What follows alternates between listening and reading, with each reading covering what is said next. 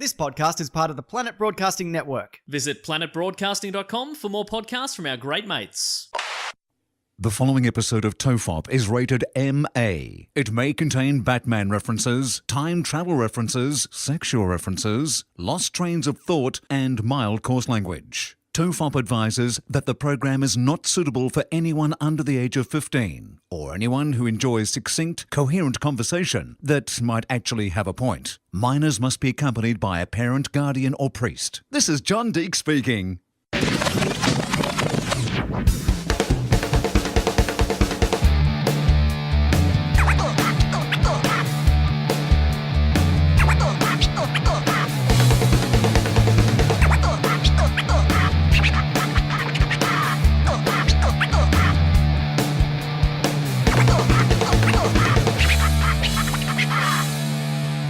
Everyone relax. This is TOFOP for 2019. I'm Charlie Clausen. I'm Will Anderson. That's weird. You don't normally do that. Like, have you announced that it's a new year at the start of the podcast previously when we've gone into a new year? No, but I'm feeling excited about this year. The potential, all the things we haven't discussed, the new areas we can go into.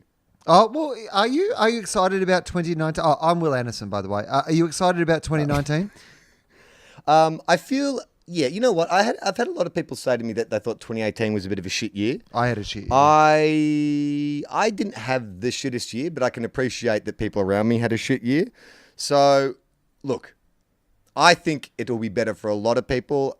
I'm always hopeful, Will. I never go into a year going, this is going to be a disaster. It's not like there's anything on the horizon for me, which I'm like, oh, this is going to go badly, or this has the potential to go badly. I'm very optimistic. What about you? I mean, obviously, you know, the idea of a new year is just such an arbitrary thing, you know? Arbitrary. Yeah. I mean, time ball exists at once, and, you know, even in our linear idea of time, it's just like a date we've decided is the start of a new year, and problems from the old year go into the new year and all those sort of things. But I kind of feel like the last 18 months have been very good for a whole bunch of reasons, but there's been more testing things in the last 18 months than any time period that I can remember. You know, more relentlessly testing things. Some hard things happening offline where one would just roll into the other and it never felt like I could get a break or get back on top of things.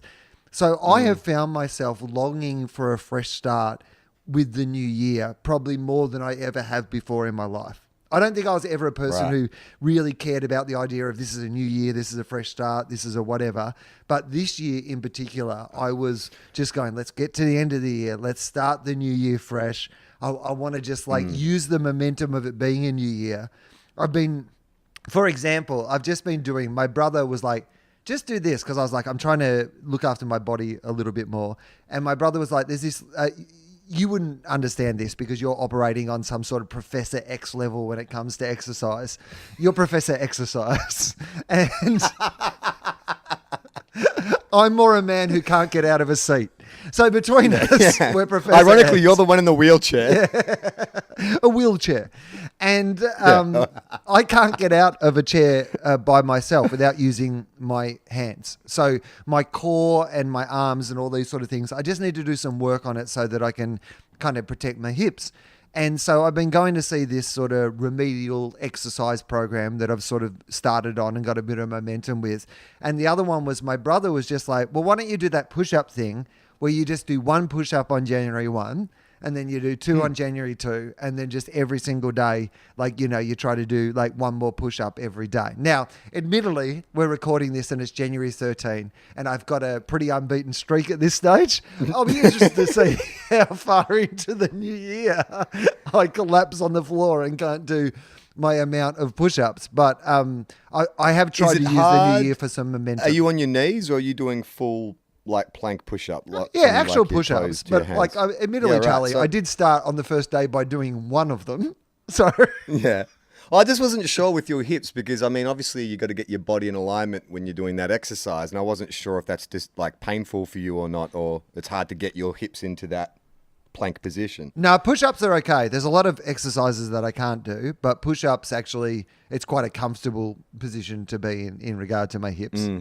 It's what about stuff like if it's all core? Because I've been having all kinds of like issues, not when obviously nowhere near as bad as you, but just like I'm at a point now where things are getting sore and they're not healing. Like I'm having to get treatment for stuff. If I pull a muscle or I hurt myself, it doesn't just recover. I need to go get an adjustment done or whatever. And I was seeing this masseuse who was saying, because you're doing a lot of weights and stuff now, you really need to work on your core a lot more because you're carrying extra weight and you're lifting heavy things. And so she was suggesting Pilates as something to try because she said it's just very isolated around the core and it doesn't bring into account anything else. It might be good for you as well. No, well, firstly, Charlie, thank you for being the 1 millionth person. Balloons should be dropping from the roof in your apartment right now because thanks for being the millionth person who suggested that I might be able to do Pilates and sort it out. But it's a good suggestion because it is good for people who have, bad core stuff. But unfortunately, because of my hips, I can't do Pilates at all. It's actually one of those things that you just can't. It's it's not bad for me to do. It's impossible for me to do, like yoga. You can't do Pilates, but can you eat gelatis? Oh yeah, absolutely. Gelato and gelatis. Yeah, I'm doing a hardcore program of gelatis. I'm doing Bikram gelatis.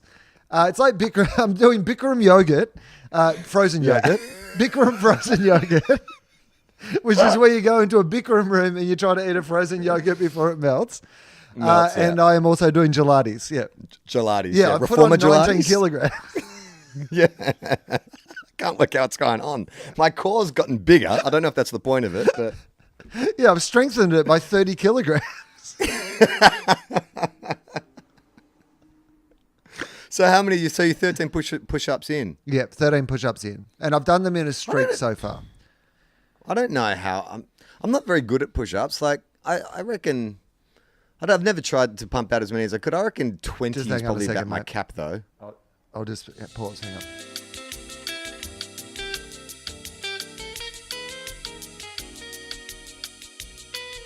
We took a little break there. We were talking push-ups. I was saying I reckon I could smash out 20 push-ups at the most in one sitting, but you're at 13 already. That's pretty good. Yeah, and I reckon based on the 13 that I've done and the weariness that I'm feeling, I reckon I could probably at this stage maybe do 20 as well. But after that, it's going to get... I'm going to get into some problem areas. By the way, I just love also about this podcast is we made it 5 minutes into the new year without us having to take an unexpected break.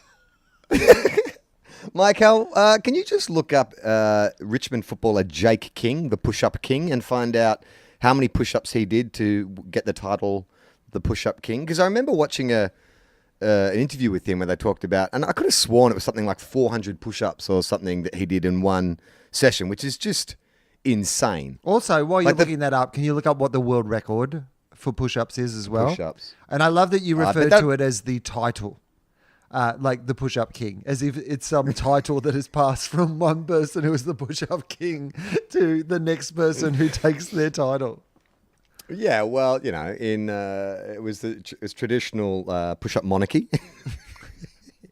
He was appointed by the previous push-up king who died in the great battle of the chin up wars. No, but see, it's more like the idea that it's like what's the belt in wrestling that you can take at any time as long as there's a referee there? Money in the bank. So basically it's like that, the push-up king title. You've got to be ready to have a push-up off at any stage. And anyone should be able to come up to you in the street and go, I challenge you for the title of push-up king. Much like, I guess like the king of Wakanda in Black Panther. Yeah, well, I think Bruce Lee, the stories about Bruce Lee was that when he was back filming in China, like he would often get challenged on set where some kung fu master would come up and they would take a break in filming so Bruce Lee could just go off and like get into a fight. So maybe it's the same with push-ups. Like you could be in the supermarket, a guy just taps you on the shoulder, you just got to drop and start pumping them out. Here we go, Charlie. I got some information here. The first record for push-ups was documented by Guinness World Records. Of course, they're your official world record documenters. So you go to the top. Guinness World Records, 6,006 non-stop push-ups by Charles Linster in 1965. That's do the math on that. So how long did it take him? How long does it take you to do one push-up? Like a second? Yeah, I 3 guess seconds, a second. 2 seconds? Yeah. So what's 6,000 times 3 seconds? How long did this take? Well, it's a pretty easy one, really, because it's 6,000 and there's 60 seconds in a minute. So it should be reasonably easy Yeah. for us to actually work this out. 18. Right? So it's 18,000 seconds divided by how many seconds in a 60 seconds in a minute. So 60 minutes in an hour. Michael, can you do the math on this, mate? I'm way too hungover to. I'm really struggling. I had tequila last night, and it's just a bad idea. I'm not feeling right. 5 hours. Okay. So in 5 hours, he did 6,000 push-ups. What about the Japanese guy? Okay, so the record for the most push-ups non-stop was 10,507, set by Minoru Yoshida of Japan. 1980. Hasn't been bested since 1980. That's crazy. Michael, just look up Jake King, push-up king Jake King. See how many push-ups he did. Former Richmond footballer and colourful Melbourne identity. Is that how he's kind of known these days? Yeah, I think that's the polite way of pushing it. Yeah. Yeah. Did you say pushing it? Yeah, I'm pushing it, yeah.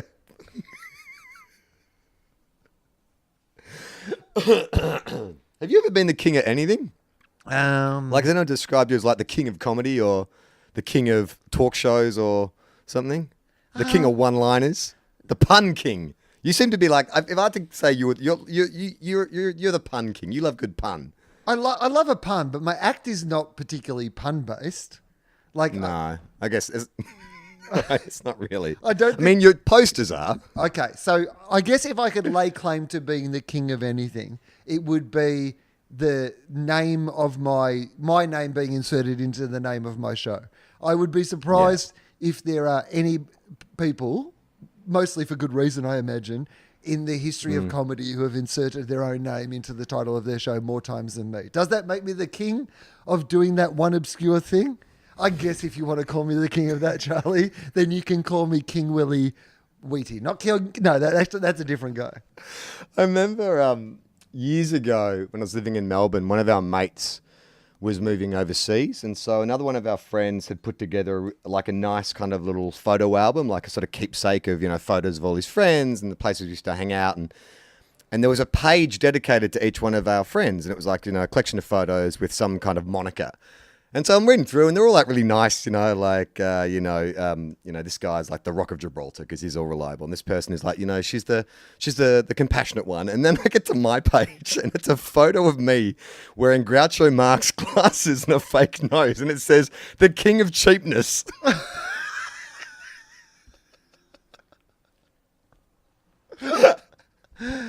So I guess that's my moniker, is I'm the king of cheap gags. Jake King, the push-up king, his name was also King. I am now putting that together, Charlie, that they called him the push-up king, not just because of some sort of monarchical system, but because his name was also King. I didn't pick that up either. No, that's quite obvious when you think about it. I mean, if Earl Spalding had done it, would have he been the Earl of push-ups? Yes. Or if like Freddie Prinze Jr., he would have been the prince of push-ups. So he did 303 in an hour. So if we're saying the other guy did it for 5 hours, Jake King's not even a fifth of the guy who won it in 1965, and he's got nowhere near Minoru Yoshida. So he's not really the push-up king. He's not even a push-up. What's less than a king? It's not a prince. Duke? Not even a push-up duke, I guess. I don't know. Where does a duke rank? I mean, is there kind of seniority? Is there a hierarchy to those roles? Is there a hierarchy to those roles? Yes. I believe there is, Charlie. No. That's why the king So gets to be in charge of the prince. I get that the king and the princes, but that's like the royal family. But earls and dukes and shit, can they pull rank on each other? Can an earl, like if you're boarding an airplane, do the earls go ahead of the dukes or do the dukes go ahead of the earls? That's what I want to know. Oh yeah, absolutely. That's what I want to know. Can we Google that, Mike Hal? What is there'll be an order. So it'll go, let's see if we can guess what it is. King, then Queen. Or queen, then king. King or queen. King or queen. In this day and age, but in the old days it would have been king, queen, jack. Yeah. So which is like prince, right? I'm just going off playing cards now. But Princess. Prince and princess. Prince and princess. And then do you think And it's then Duke what's and after that? Duchess? Yeah. I mean, I'm trying to think of what royal names I know. Duke, Duchess, Earl. What about a Viscount? Where does that fit in? Descending Okay, order. Michael's got the information. Yeah, okay. We want to know in descending order. Okay. He's typing with his one broken finger, which he informed us off air. Michael had to get his broken finger. A finger he broke a year ago, get to get rebroken. So it's Yeah, now plastered you know up. who could have helped you with that, Charlie? Some of Jake King's friends. Okay. So after King, Queen, Prince, Princesses, it goes Duke, Marquis. Is that how you pronounce it? Oh, yeah. Like Marquess? the Marquis de Sade, right? Marquis? I get Marquis de Sade, Earl, a Viscount, and a Baron. Oh, so Baron's right down the bottom. Really? Okay. So, Yeah. Okay. So, all right then. So if you're a baron, when it sounds so pretty when good Booker to most T was people, king, but to royalty, it sounds pretty shit. when Booker T won King of the Ring, Yeah. if he'd abdicated, then I guess the Dudley boys or Stacey Keebler would have assumed the throne because she was the Duchess of Dudleyville. Right.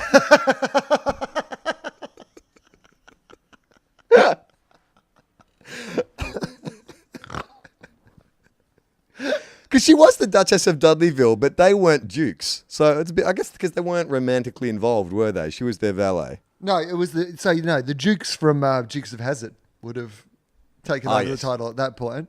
And then if they abdicated, obviously Carl Barron would have got involved. And then, of course, Earl Spalding.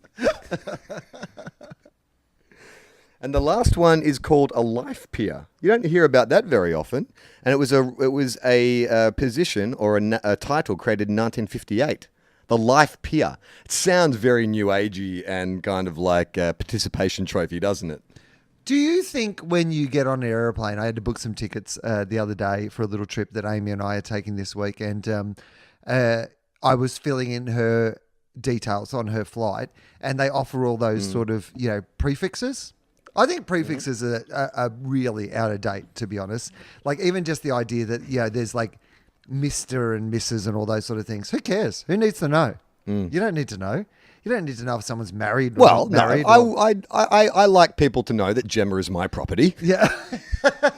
Well, it is one of those things where, and I'm sure like there's been, myriads of feminist literature written on this topic, but it's not until you are just staring at something and you sort of through different eyes where you realize even the fact that there's just one for men, which is Mr.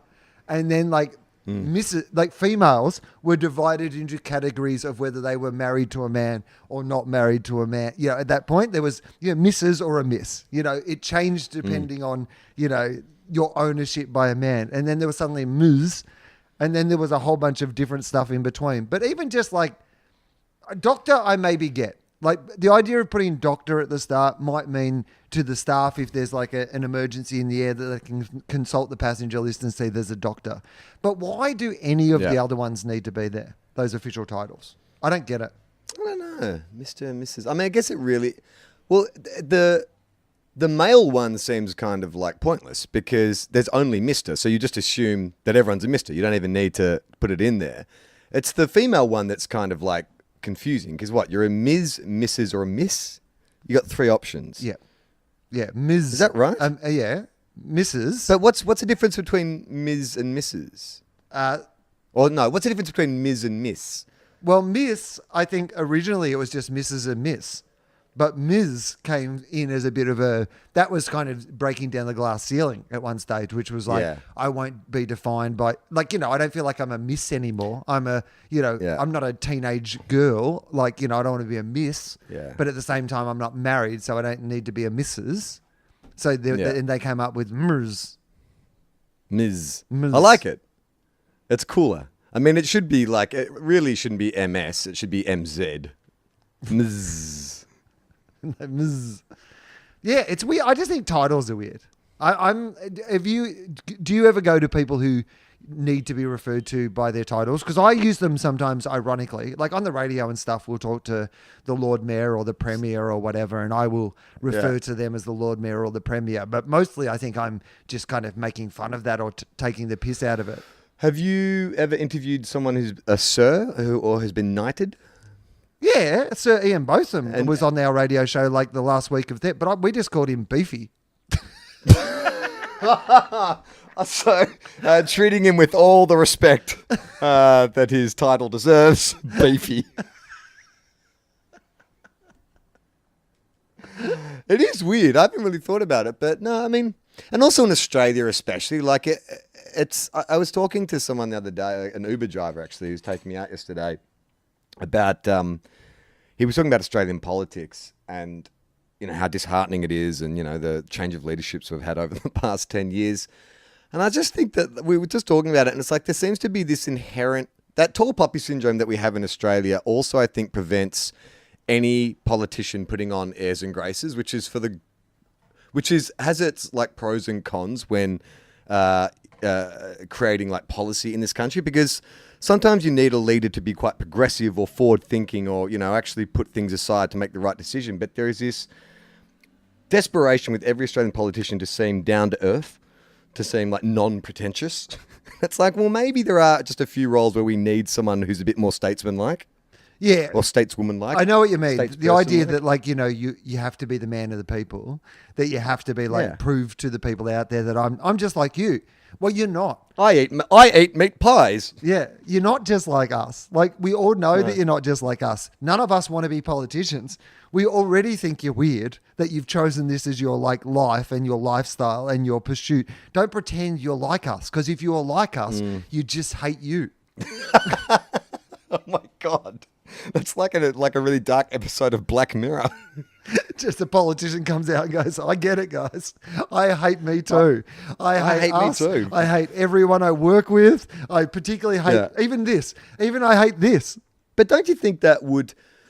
I feel like Australia is crying out for a politician like that, not in this kind of contrived, Clive Palmer or far right way where they come out and say, we're just, speaking like it is. But if a politician actually came out and said, look, this is what's going on. Like, let's stop fucking pretending or just pandering to all these kind of lobby groups. This is exactly what's going on. I think there's room in Australian politics for people would respond to that. Someone who actually just like was normal, was a human being, and didn't just like, you just get it's just so uninspiring. Like, there's no one that you really get excited about in Australian politics. But that's what happened in America, isn't it? A lot of people voted for Trump not because they're racist or sexist or homophobic or those sort of things. They voted for Trump because they were willing to look past those things, because they were so sick of the way that politics is done, that somebody saying that they were going to come in and drain the swamp and sort it out and burn it all down was appealing to them.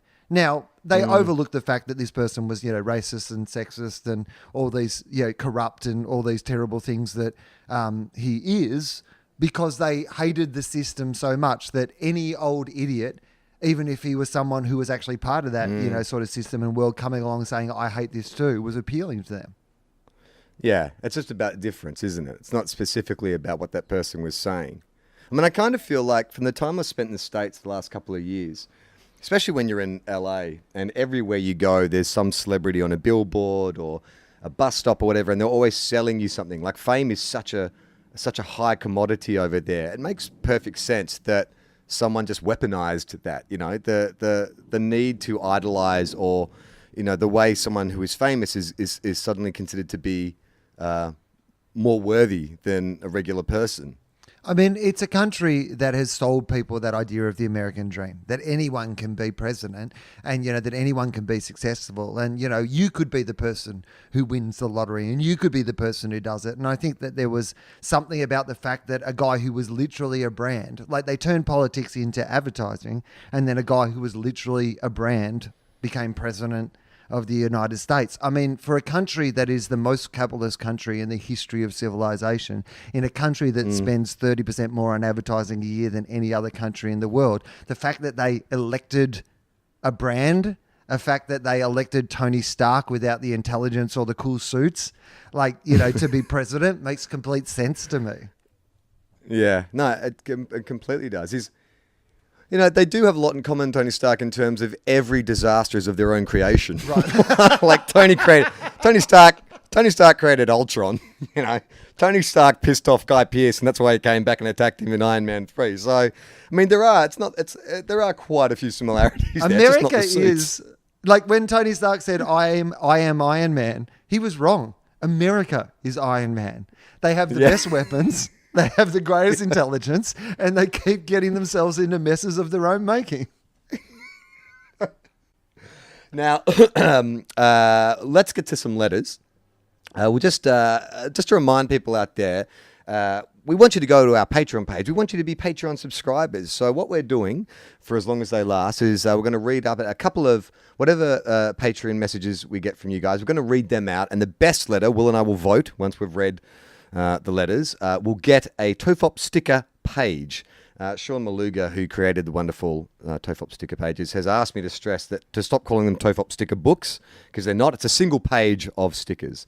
Just before New Year's, I sent out the winners of the people who wrote into Patreon who wrote the best letters got their TOFOP sticker pages. And so now, we're going to hear from one of our Patreon subscribers, Sally, who says, "Hey TOFOP, I'm not sure if I meant to message or post on Patreon for... Hang on. Hey TOFOP, not sure if I meant to message or post on Patreon for talking to you. If you could clarify, that would be great." Well, you've done the right thing. You've posted a message to Patreon. I'm reading it now. Last week, and I assume she's talking about pre-Christmas, you talked briefly about having Will's brain in Tom Brady's body. Did we? And how he... I don't remember that. And how he could become the president with that combination. If you could combine any person's mind with any person's body to be president or prime minister, what combination would you choose and why? Hope this theoretical helps you get the last episode of the year. Well, Sal, you're getting us through the first episode of the new year. So, Will, anyone's body with anyone's mind. Now, you saw... The obvious answer seems to be you'd want to take like a perfect physical specimen like The Rock, right? Yeah, The Rock was immediately who I thought about was The Rock. Yeah, but then, I mean, his brain is pretty impressive, but maybe we give him a brain that's more like, I don't know, like the Dalai Lama's brain or something. Who would be a good, like, who could come up with a bunch of solutions to the world's problems? You know what I think we should do? We should put the Dalai Lama's brain in The Rock's body, but then we should put The Rock's brain in another good body, and he can be his vice president. So the president is the Dalai Lama's brain in The Rock's body, and the vice president is The Rock's brain. You know what? The Rock's brain in the Dalai Lama's body. Yeah, I was going to say, let's just do Freaky Friday. Freaky Friday style. And I would love to see at the Royal Rumble, like the secret competitor is the Dalai Lama comes running out. He's like the 30th entrant into the Royal Rumble. What would his music be? Like his entrance music? Like the crowd's got to pop like crazy when the Dalai Lama comes out, but it can't be just like, you know, it can't be like Buddhist sort of like chimes or anything, can it? It's got to be something a bit more rock and roll. No, it would be Paul Simon and Art Garfunkel reuniting to sing The Sounds of Silence. So, or would it be like Slipknot doing a cover of Simon and Garfunkel? Yeah. Or they would start doing like a clapping, but it would just be one hand clapping. That's what the whole audience would do. Our other Patreon letter is from Anthony. He says, "Hey TOFOP," or Will Dog and Charlie C. Oh, by the way, a lot of people got in touch with us over the break. We should point out we completely stuffed up with when we did the breakdown of Warren G's Regulate, and we couldn't understand how the narrative kept jumping around. It was pointed out by numerous people who also sent us a link to the music video. The story is told from two different perspectives. It's Nate Dogg and Warren G. So Warren G is getting robbed, and Nate Dogg's cruising along in his car when he sees his mate getting robbed, and so he jumps out. So the kind of rap part is Warren G, and the kind of sing-songy part is Nate Dogg. I mean, I preferred our interpretation that Warren G was having an existential crisis. Yeah. Hey, Will Dog and Charlie C. Started off my week going to Will's work in progress show at the Comedy Store with my partner. It was the show where the first couple of audience members ran with the aggressive TOFOP Patreon strategy in the face of interrogation. What does that mean? So I was doing these work in progress shows, and they're completely improvised stand-up shows. So what I often do is talk to the front row, and all of them, basically one after another, it pointed out to me that they were Patreon subscribers in a way that sort of made kind of on the front foot to kind of sort of go, hey, don't make fun of me. I'm already overly invested in your career, motherfucker. Oh, that is awesome. I should tell this story quickly. I went to the Actor Awards before Christmas, and there was this new category this year, which was like Best Asian Film. And it was like all these sort of foreign language films from the Asia Pacific region. And before they gave the award out, Rob Carlton has come out to talk to everyone in the audience, and he's literally said, look, Screen Australia are negotiating to do this deal with this big, huge Chinese finance group, and this could be like really big for the Australian film industry. So we're going to welcome out, the chairman of this finance groups to present the award for Best Asian Film. So, guys, don't fuck this up. Don't give them the usual level of disinterest that you would give to somebody like this. Yeah, it was so funny. Like, they clearly is like, shit, we can't have this guy coming out while people are talking and eating and stuff. Like, we need to make sure. So when this guy came out, it was like a standing ovation. Okay. So he said, Anthony continues, I haven't been to an improvised show for a long time, and I was intrigued enough to go on my own to the 9th, Doreen, a.k.a. Big W, and the 15th, the Pantomime Crowd, playing up against the Globe Theatre Pop-Up and the Sambadrome Revellers. All three shows were fantastic, and it was great to see your mind in action. Was it Will's mind, or was it the Dalai Lama's mind? Great to see my mind in action as opposed to listening to this podcast. My partner and I have spoken about that retirement home with the cemetery opposite ever since we heard they were planning to build there. Convenient always springs to mind. Between shows, I spent the week in Melbourne, and we're getting a diary from Anthony. Between shows, I spent the week in Melbourne, and being away from home, I was very happy to see that TOFOP 225 was uploaded. That was a dick butt kiss. I was less than impressed, though, when I heard Charlie talking about and comparing the Wu-Tang Clan and the Tribe Called Quest as collectives. Oh, interesting. Hip-hop groups, Jungle Brothers, De La Soul, and a Tribe Called Quest were in a collective named the Native Tongues, known for Afrocentric vibes, jazz beat samples, and positivity. Wu-Tang Clan were unique at the time because the group was signed with Loud Records, but all the individual members of the group could negotiate with other labels for their own deals. Their style was dark, edgy, and dangerous, mirroring the projects they grew up in. The projects. Listening to the lyrics of Regulate featuring Nate Dogg by Warren G being broken down was hard to listen to.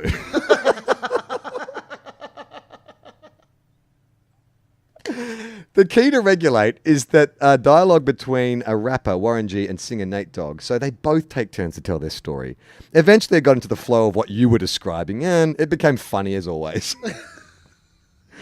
Yeah, that should be TOFOP's new slogan. TOFOP, you'll get used to it. TOFOP, we'll wear you down.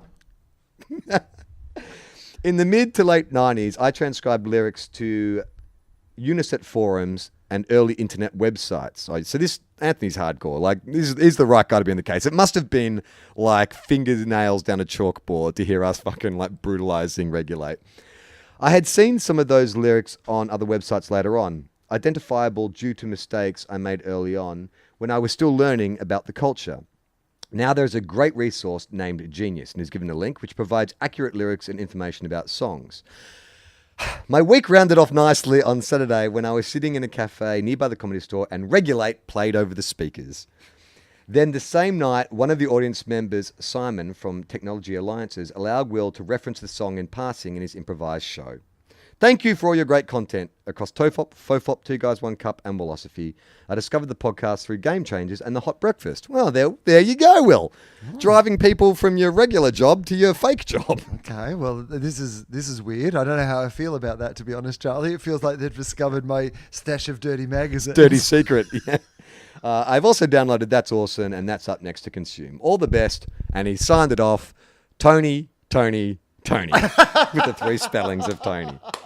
So, I mean, Sally's letter was great, but I think, Anthony, you're the winner of the TOFOP sticker pack this week. Hang on, you said that we voted. You said at the start of this that we would have a vote. Oh, Yeah, well, I voted. I'm voting for Tony. well, look at this sort of election that we're running. Who are you, Saddam Hussein, over here, running some sort of election where you say it's an open democratic process and then suddenly only one person gets a vote? All right, who are you voting for? Oh, no, also. No, you're right. The person who came and saw my show 3 times definitely gets the sticker book / sticker page. Anthony, I'll write back to you, but if you could just send me your address, I'll get that TOFOP sticker book out to you now. Charlie, Now, can Will. I say this? Have Yeah. you seen a TV What? show on Netflix called Conan Without Borders? Yes, I started watching it on your recommendation. Are you enjoying it so far? Yeah, I'm only halfway through the first episode. Okay. The Cuba. Is that the first episode? Yeah, Cuba? it is. Yeah, no, he's very funny. I do like Conan. Yeah, it's one of those shows where like he does a very good job of getting that balance between the things of just like making it slightly disrespectful, but not over the line disrespectful, which I think is an incredibly hard thing to do. But he's very good. Anyway, newsflash, guys. Conan O'Brien might be a talent to watch out for. Okay, now I was very excited when I got this. I only opened this email today, but it's kind of it's good. This is from Michael. Subject: Hey TOFOP, Bingate information. Just when you thought we'd flogged that horse to death, Just we when you roll thought it was safe over. to go back to the bins. Hi, Will and Charlie. I'm hoping this email reaches you before recording the last episode of 2018. If not, Happy New Year. Firstly, I have to apologise for spoiling some planned content for the pod by intervening in the TOFOP universe story arc. I need to reveal that I am the Harvey Keitel character in your Bingate saga. I work for myself as a gardener. When you tweeted out about the dumped green waste in your bin, so just to recap, I saw a shadowy figure in my neighbourhood dumping green waste into my normal bin, like a giant ivy. I don't know where it came from, but it was a giant ivy. I just finished listening to the episode 224, The Middleman.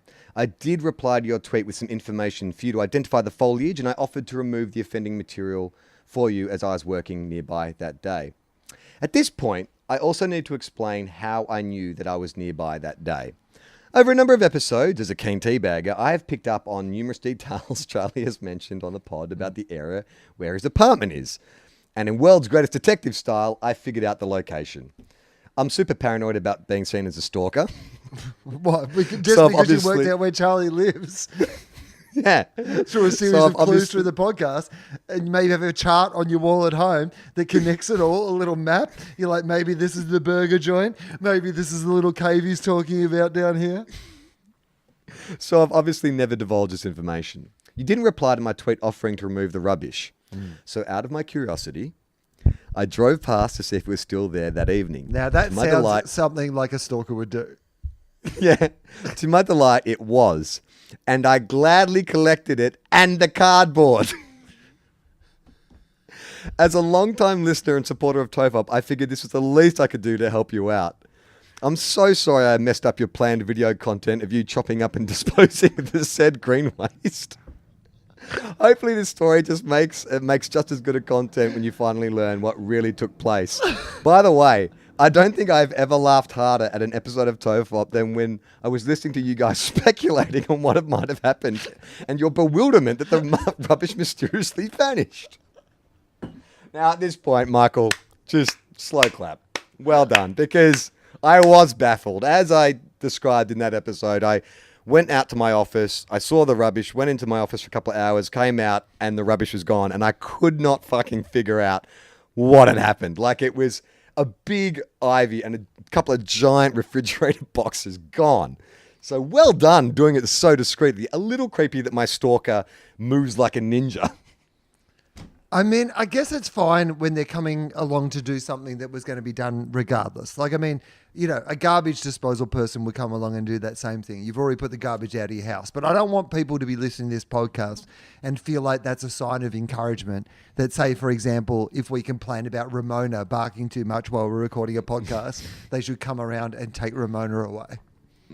Yeah, I mean, no, I think Michael, he read between, he knew what was going on. Like, I think the one The one slip up was I was planning on filming the chopping up and disposing of the content because I feel like we need more video content on our YouTube page. But everything else, I think, he read the signs pretty well. Pretty well. I mean, are you now worried that you've given out too much information about where you live on the podcast? Well, I think so, because it turns out that the guy who works at the laundromat and now a gardener seem to know exactly where I live. I mean, the good thing about it is, like, if I ever need some gardening or clothes cleaned, then I'm all sorted. That can be here quick in a flash. But no, I'm not too worried. Also, as Will suggested, I did do a walk around the neighborhood to see if I could identify the culprit. Now, this is when shit gets good. Like, now I got my boys working for me. I got dudes. I'm connected. I'm a made man. I got dudes working in dry cleaning. I got dudes working in gardening. This dude's going around in his free time hunting the ivy dumper. Okay, now By the I'm way, back on board. I have a couple of strong suspicions, but I need more information about which direction the mystery dumper came from. Another thing, not to come across as a super stalker, which scares me. You definitely have. But I think I may have a 6 degrees of separation style connection to the pod cave in Will's old place. Oh, hang on. Now this is taking a dark turn. Now it's scary. When it was you who was going to be It was skunned. funny. And what? Skun? What is skinned? Skinned? Skinned. Skinned. And Skunned. Skun. Scun my knee. Okay. I have a 6 degrees of separation to the pod cave, Will's old place, and the Chesterfields, which is when we used to record at Will's old place, we would sit in very comfortable leather Chesterfields. The short story is that I was working for a client in blank, he names a suburb, correctly, I might add, around the time that the chairs were acquired from Hard Rubbish. This client had permanently moved out of their property and over many weeks had a continuous load of items emptied from their house sitting in an adjacent reserve. Many times there were items of great quality just simply being dumped to get rid of them. I've always had this theory that the Chesterfields must have come from this reserve on the corner of... Now, I'll tell you off air, and you can... Well, I'll tell you, and then Mike, I'll bleep it out. Well, I guess it definitely was on. And so I bet. Okay. So I'm going to say yes. I'm going to say that one of those that other little street going down to the beach down there is probably called that. Yes. Okay. Yeah. So that it was the reserve. Shit. You can obviously redact the address, but I would love to know if my theory is correct after all these years. I absolutely love the pod and cannot wait for it to drop each week. Keep up the fantastic work. So how the fuck is this? This dude, like, through... I mean, mine was more detective work. Yours was just a coincidence, though. But this guy is now, like, inextricably linked with the podcast. It does explain a lot too, though, because I did always think, why would they throw out chairs of that high quality? Like, it always was one of those things where I was almost slightly worried that they were like, oh no, they were just keeping them there while they were moving into their new house and you just stole their expensive chairs. This guy is like Joseph Gordon-Levitt in The Dark Knight Rises. He's going to come see you, and your hips are all busted. He's going to come see you and work, and he's going to tell you how he figured out that you're actually Batman, that you do TOFOP. Well done, Michael. Really great stuff. Thanks for getting rid of that rubbish, and thanks for an excellent email. I got another message here, bin related from Alexander. TOFOP regarding bin etiquette. Hi, Will and Charlie. Just heard your most recent podcast. I decided I want to go over my thoughts on bin etiquette. Good. If a bin is on the street with rubbish in it, I mean the medium to large amount of rubbish, not just some cans and food wrappers from local young hooligans, you can put in any amount of rubbish in it as long as the lid still closes. All right, so that's for bins on the street. Okay, but I like his proviso that it has to be, you can't take the fact that other people have put rubbish in an empty bin to the fact that the bin has now been restarted over. It has to be clearly, like, you know, say, for example, your rubbish, you've put it out there on the street, there's a little, like, there's 15% left at the top. That 15% left at the top before they come and collect the bin, I'm fine with that. That is free space. Do with it what you will, but do not open up the lid. Yeah, and he said this is obviously more acceptable on bin night. If the bin is empty on the street, e.g. after bin night, you are allowed to put a small item into it. Food wrappers, a can, drink bottles, maybe dog poo if there's no public bin within a few blocks. No? Don't agree. Particularly not on a newly started bin.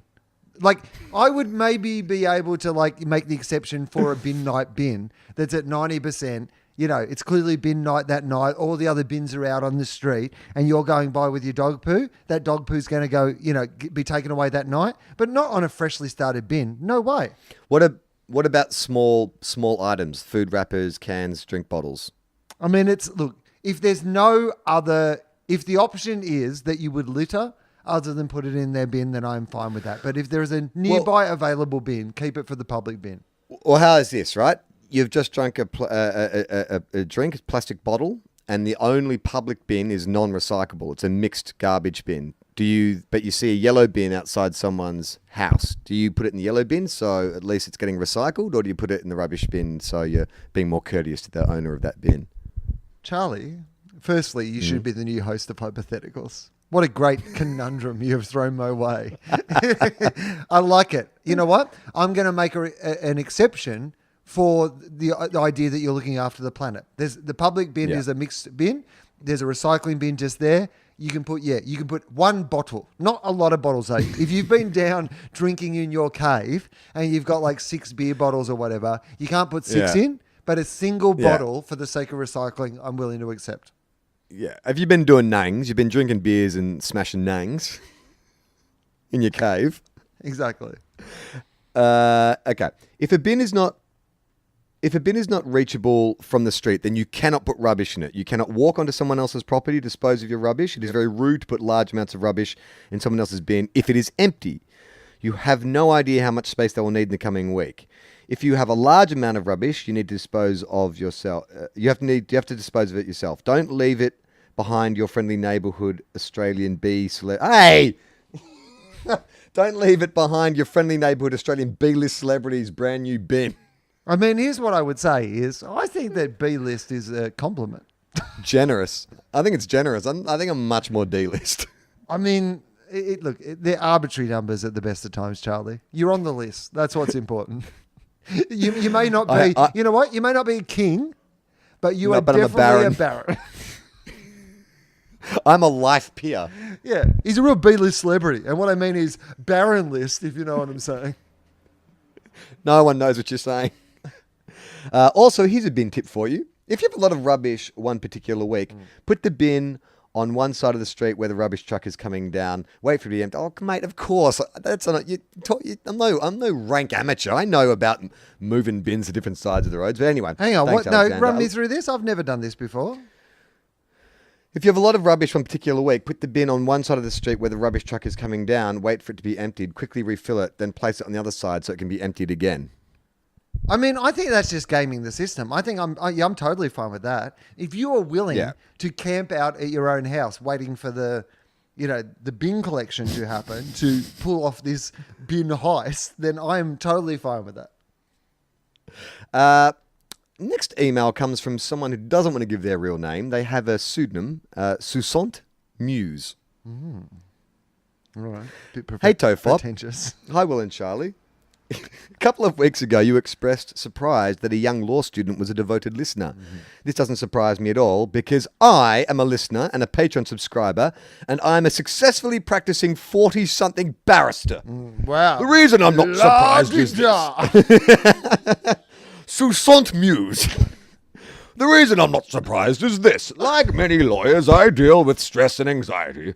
I've always found that mindfulness to be completely unhelpful. High-quality mindlessness, on the other hand, is amazing. You are the masters of the genre of high-quality mindlessness. So sorry, but you'll attract lawyers. Hope you both have a great Christmas. Susant, not my real name. But I do have a professional reputation to protect. I don't know why he speaks like a 70-year-old British general. Susant could even be a woman. Man, that's good. We should like if we really want to actually pay for this podcast, maybe we should sort of rebrand as a sort of mindfulness app of some all right, kind. I think it's like a legal advice podcast. No, but like pitch ourselves to lawyers and whatever. Maybe we could go in, do like live ones, because these places have like heaps of money, right? So, like the person who's going to come in and teach Pilates or yoga or whatever, like mindfulness or whatever, we could come in and like pitch this, just rebrand it as, no, this isn't nonsense. This is like, we are like the adult coloring books of mindfulness, of podcasting. Yeah. That makes it mindlessness. Mindlessness. We are you were saying. mindlessness. That's right. Not mindfulness. Forget mindfulness. We are mindlessness. We are. We're like white noise. Do you ever sleep with a pod? I know we've talked about this before, but do you ever No. listen to something while you're like Never. audio book or a podcast to go to sleep? Or have you I listen to done that? I listen to the brilliance of my own thoughts. I listen to the thing that many other people like to listen to. Me. Me talking. It's like TOFOP, but with just me. Sam gets in contact, says, "Hey, TOFOP, in brackets, fuck you, Charlie. Hashtag man crush. Dear Will and Charlie." Now, I have read ahead this letter. Okay. And I will say, I will editorialize and say that I think Sam is one of these listeners who I think maybe is a fan of the earlier episodes of TOFOP and has consequently written in the style of those kind of earlier TOFOPs when we were trying to be a bit like Are you suggesting, Smodcasting. Charlie, not a barrister? Not a barrister. Sam writes, "I've been listening for close to 3 years now, and I never really had an interest in emailing you guys. Besides a few episodes ago when Charlie was fucking eating during the podcast, it sounded horrible. I wanted to write a strongly worded hate mail, but I never got around to it. Well, I guess I have now. Fuck you, Charlie." See what I mean? What I actually wanted to talk about is, just before writing this, I was randomly clicking through the IMDb app on my phone, eventually leading to some Aussie dude who was in blue heelers. I thought, oh shit, I'm going to look for Charlie. After scrolling and scrolling through the cast, I found the Frankfurt-fingered man. And holy fuckballs. Charlie, when I saw your picture, I realized I had never actually seen what you looked like besides the podcast artwork. Before I go on, I'm a straight 20-year-old male with a girlfriend of 3 years. Feels like he's protesting Just too protesting a bit too much. But then he writes in brackets, "This girlfriend hates your show, by the way." much. Okay, well, that checks Unnecessary. out. But Charlie, I never imagined you to be so good looking. You look like Alec Rance's uglier cousin. Oh, that's the highest of all compliments. I honestly imagine you to be some pudgy 45-year-old, old, short, kind of blank-looking guy. But seriously, you have the looks, kid. Get the fuck out of podcasting and do some modeling somewhere. I love that a 20-year-old's calling me kid. So Charlie, I deeply apologize for assuming you were pudgy looking just based off your personality.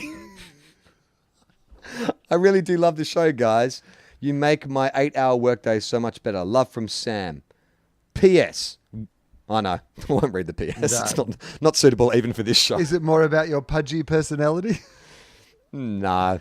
Well, it is interesting though. Like we did talk a few weeks back about like not knowing when you listen to a podcast and then you see what they look like, it can be quite jarring. I remember I was listening to the Weekly Planet for years before those guys even took any photos of themselves. And when I saw James, Mr. Sunday Movies, I was like, that's not what I was expecting at all. I even remember being online somewhere and someone had posted what they thought was a photo of James. And it was this like bald, heavy-set dude. And I'm like, oh yeah, that's what I imagined in my head. You know, a guy loves movies and comic books is going to set. And then you see James, you're like, oh, it's kind of handsome and normal looking. I wasn't expecting that.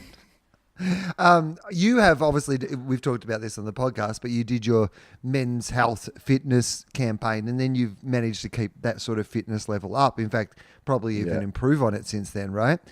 But I saw a photo that you posted to your Instagram the other day of you down at the beach. You've had like a morning swim and whatever and done some exercise. And there's quite put it this way, you don't have the body of a podcaster anymore, Charlie.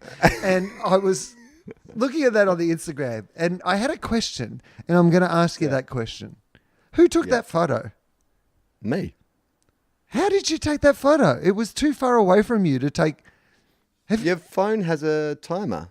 What? Your Did you not know that? No. So when you go to a photo, there's like a little clock symbol. You hit the clock and it gives you the option of a 3-second timer or a 10-second timer. So you just set it up and you... So you set it up and then you self-timed it and took it yourself? Yep. I mean, that does make a lot more sense than whatever I had in my head, that you'd like flag some passing stranger at the beach and gone, hey, I look good. Can you take a photo of me for my Instagram? Well, a friend of mine who's a DOP was showing me there is a new camera out at the moment. I can't remember what it's called. It's basically like the new GoPro. It's like a little camera that you can, take for extreme sports and stuff. And it's got this function in it where you got it comes with a selfie stick, so you can film yourself surfing or skiing or doing whatever. But the technology in the camera maps out the selfie stick. So essentially you have, like, you can be doing your activity, but it just looks like you're walking down the street with one of your arms extended, obviously. But it's incredible. Like, it's just, this is technology you can buy for like, a few $100 or whatever. And it like completely maps that shit out. So you can attach this camera that comes with like, it sounds so crazy, but you got to see this video. You attach this camera to like a foam dart, right? And you can throw this dart, like the way they showed it is like guys skating in a bowl. They throw this dart, the dart glides through around these skaters and just gets these amazing shots like floating in and around all these people. It's just like, man, the selfie game is getting real strong now. Like pretty soon we're going to have all like tiny little drones that can launch from our phones and get any kind of angle we want. Oh, it's so good. We are going to get the best selfies of, the oceans rising and the world being on fire. Look at me in front of this raging fire in the middle of winter. Look at me in front. My house is all wet, but check out this selfie. Well, did you notice behind me in the water, the sea levels were just like rising in that photo? Yeah. All right. Last email is from Laura. Oh, shit, I did it. It said the last name. Mike, I'll bleep that out. That was a mistake. Laura says, hey, TOFOP, recent fan. I'm listening to the new episodes and also working backwards. I've just got to episode 203 and have a couple of follow-up questions, which is good. We encourage this. If there's stuff you want to know about the show, stuff we've talked about, or things you want more information on, hit us up. Charlie, what happened in Scotland? You seem to have a negative impression. Laura, I cannot remember what we talked about. But let me just say this. I love Scotland. I go there regularly. My wife is Scottish. Her family all live there. If I was saying something negative about Scotland, it was probably very minor. I generally have a good time when I'm in Scotland. Glasgow is one of my favourite cities in Europe. I think it's fucking cool and coming along and awesome. So I don't know what I said. But if it was negative, it was probably very minor. Any chance you guys will come over to Scotland to do a show? I mean, there probably is a chance, right? There could be a chance. There's always a chance. Well, I mean... I'm not saying that we would do the show at the Edinburgh Fringe, but it's a place where there is a comedy audience, and it is a place where your wife is from. So the possibility that we could actually do a show in Scotland is not outrageous. Now, do we have any plans to do it? No. We don't have any plans to do a show anywhere at the moment, so we can't even get in the same room. So the idea that we would have to travel to Scotland to get in the same room to do the podcast probably makes sense for us. That is a TOFOP affordable plan, by which I mean not affordable at all. Laura says if we do, she promises that they won't throw whiskey and iron brew bottles at the stage unless we're shite. Yeah, but that's the problem. The high standards of the Scottish. Yeah. Also, in the episode you discussed Bohemian Rhapsody and how the trailer looked terrible. Did either of you go and see it? And did your opinion change at all? You can go first. No. And I think that answers the second one. I did go see it. And no, my opinion didn't change. I mean, it is perfectly fine as like a, if you're going to go see We Will Rock You, or it's like a musical. That's what it feels like. It's not a rock biopic. Like, it just, I think I could have had just as good a time listening to Queen. Like, I don't really, like Rami Malek is pretty amazing as Freddie Mercury, but at the same time, there's this thing in the film that just drove me mental where it's like, it felt like every 15 minutes, there would be a conversation which would go something along the lines of like, no way, man, we're Queen, we're the rock and roll band Queen. And we never compromise. And then like 15 minutes later, it's like, as the band Queen, we feel like we should be playing at Wembley. We're Queen. It's like, we get it. We get it. We get it. You're Queen. Yeah, we get it. This film was made by the remaining members of Queen, who really want to emphasize that it's not a movie about Freddie Mercury. It's a movie about the band of Queen. I can name Brian May, and then there's the others. Yeah. I mean, everyone talks about the final sequence. They do the Live Aid thing and they recreate it, which is great. But here's something else you can do. go on YouTube and watch the footage of Queen and Freddie Mercury performing at Live Aid. Yeah, it was It's pretty filmed. fucking amazing. It was filmed quite Yeah. well. You can actually watch it and happen. that's actually them. Yeah. That's actually Freddie Mercury singing. And it's on YouTube for free. It's really good. Free. It's so realistic. Anyway, thanks for reading. I really enjoy the show, and it's helped me through some tough months. So keep up the good work. It did win the Golden Globe, and I've got to say that I would go and see it because I'm enough of a Queen fan, or at least enjoy the story of Freddie Mercury and the music of Queen enough that I'd happily see it. I am aware of all the sort of liberties they've taken with the facts in the storyline and stuff, and that annoys me a little bit. I've been watching, and the director is a potential sex criminal. well, I mean that doesn't help. But, Charlie, if we're going to stop watching movies because the director is a potential sex criminal, there's not going to be a lot of movies left for us to watch these days. So, Yeah, good point. I've been watching The Assassination of Gianni Versace. Have you? What's that? So it's the new American crime story. So the first series was The People versus O.J. Simpson, and now they've done it's Ryan Murphy, and it's like. They've done the assassination of Gianni Versace. And I've realized that I didn't really know much about the assassination of Gianni Versace. No. And I don't know this anything about show is one of the most disturbing things. Like, so well made, so brilliant. I won't give anything away because I think it's one of those things that if you don't know the story, go into it not knowing the story because it's like a real life American Psycho. And it's just... Awesome. Like, it's disturbing. It's like hard to watch before bed. Like, it'll give you nightmares style disturbing. And a friend of ours, Gatesy, who has a policy of not watching trailers.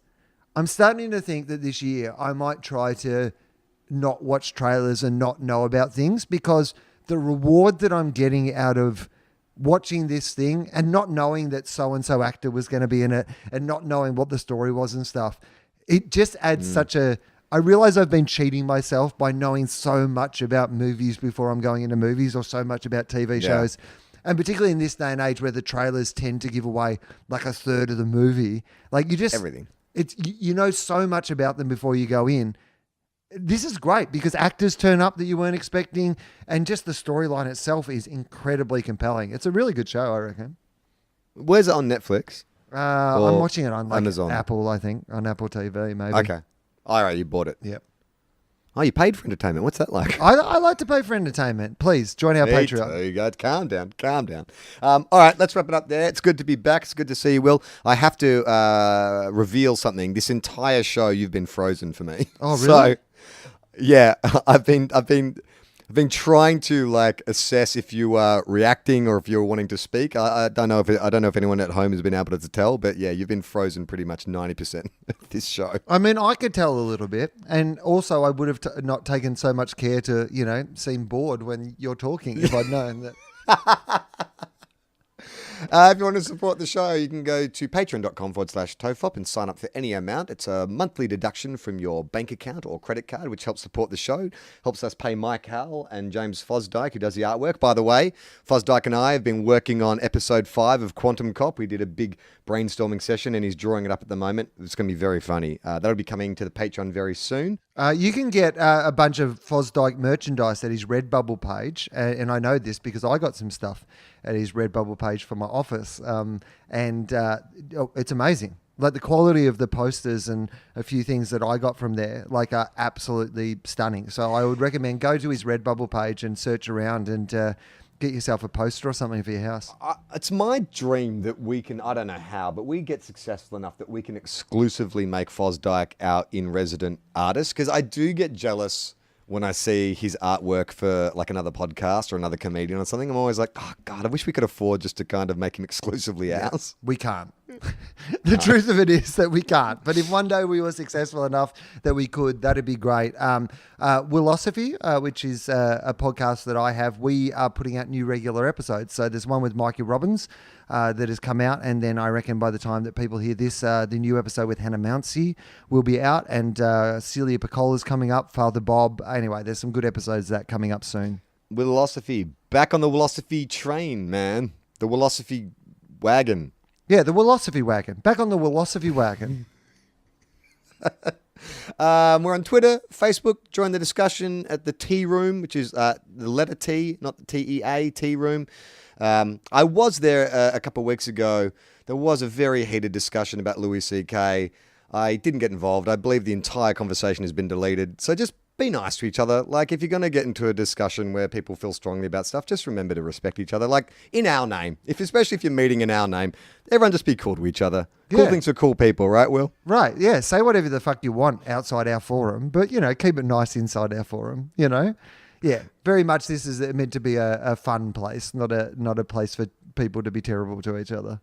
And I have no idea what you're talking about, by the way. I just, as a general principle, I am in favour. Oh yeah, of no, that I know principle. you have. I know you have no idea what I'm talking about, but yeah, I mean, you understand what I'm talking about. I have some shows. I believe you're familiar with the world, right? Yeah, exactly, and the internet in particular. So I have some shows. My new show, Will Informed, it debuts in Hobart and then Melbourne International Comedy Festival. I am not in Adelaide or Brisbane for their festivals this year, which is like the first time in a very long time. So sorry to people in those cities, but I will come back to those places at another time. Okay, we'll be back next week. I'm Charlie Clausen. I'm Will Anderson. Ba-da-ba-ba-da-ba. Woo!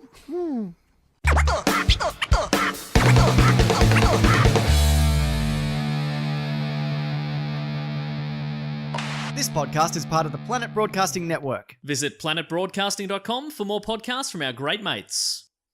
I mean, if you want. It's up to you.